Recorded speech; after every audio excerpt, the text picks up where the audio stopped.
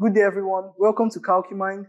Today, we are going to continue with our previous problem. For the third question on our problem, we're told to find the mean using coding method. Now, one thing to note for coding method is the inclusion of the coded factor, which is u.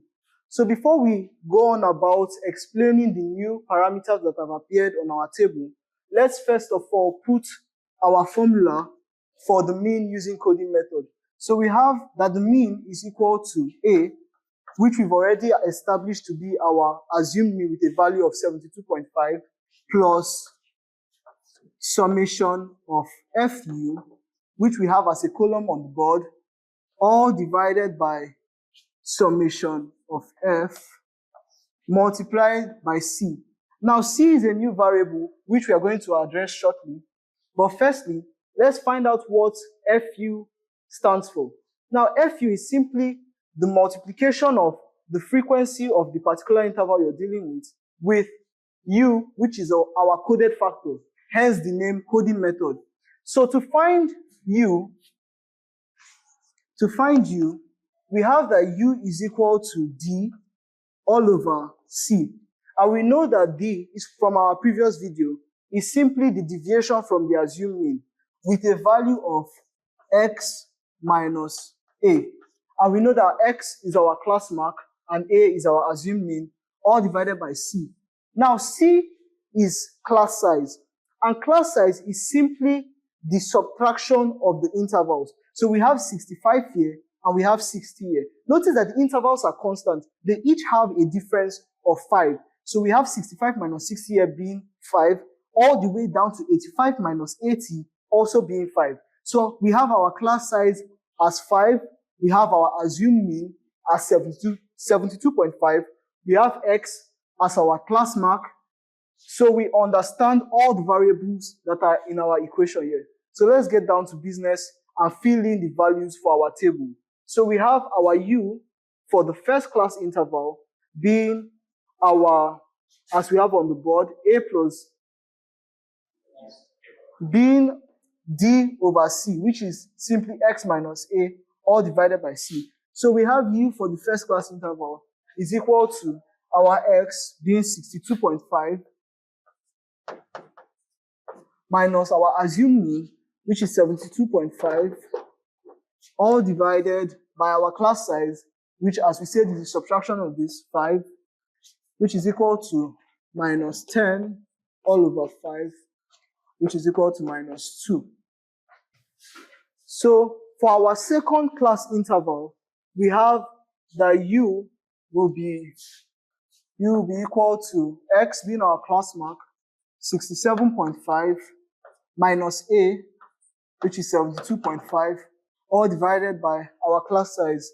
Now let's remember that our class size is constant throughout this particular table, which is 5. So we have this as 67.5 minus 72.5 over 5. We have this as minus 5. So we have our U here as minus 5. Sorry, we have this as minus 5 divided by 5, which is equal to minus 1. So this will be minus 1. We repeat the process for our third class interval. We have that U for the third class interval is simply 72.5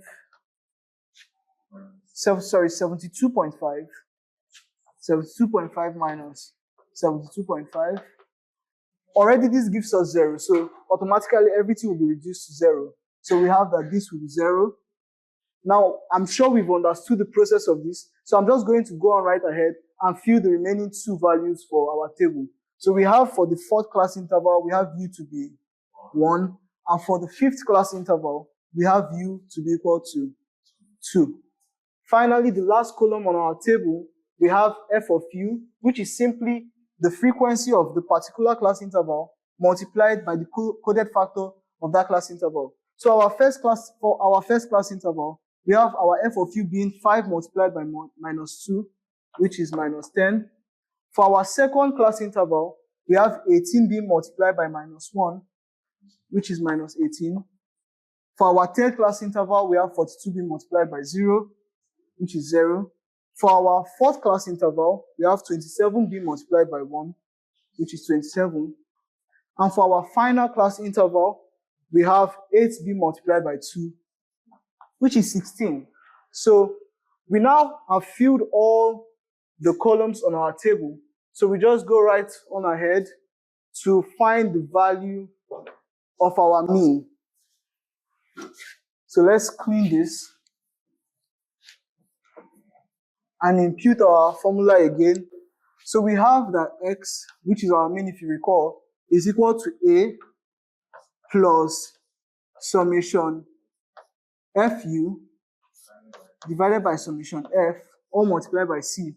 And we've already explained what all these terms mean, so we are just going to go on ahead and fill in the values. So we have x is equal to a being 72.5 plus summation fu. Previously, I stated that summation simply means that we are going to add everything in that particular column. So we have summation fu being equal to 15 divided by summation f being equal to 100. And finally, we multiply by our class size, which we previously established as 5. So we have x is equal to 72.5 plus 15 over 20. We have x is equal to 73.25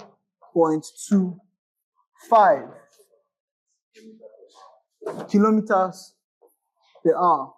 Let's not forget our unit because we're solving for the mean of speed. So that wraps it up for our grouped data measures of central tendency under mean. We've treated our assumed or guessed mean, we've treated our arithmetic mean, and we have finally treated finding our mean using the coded factor or the coding method. So thank you very much. Please do like, share, and subscribe.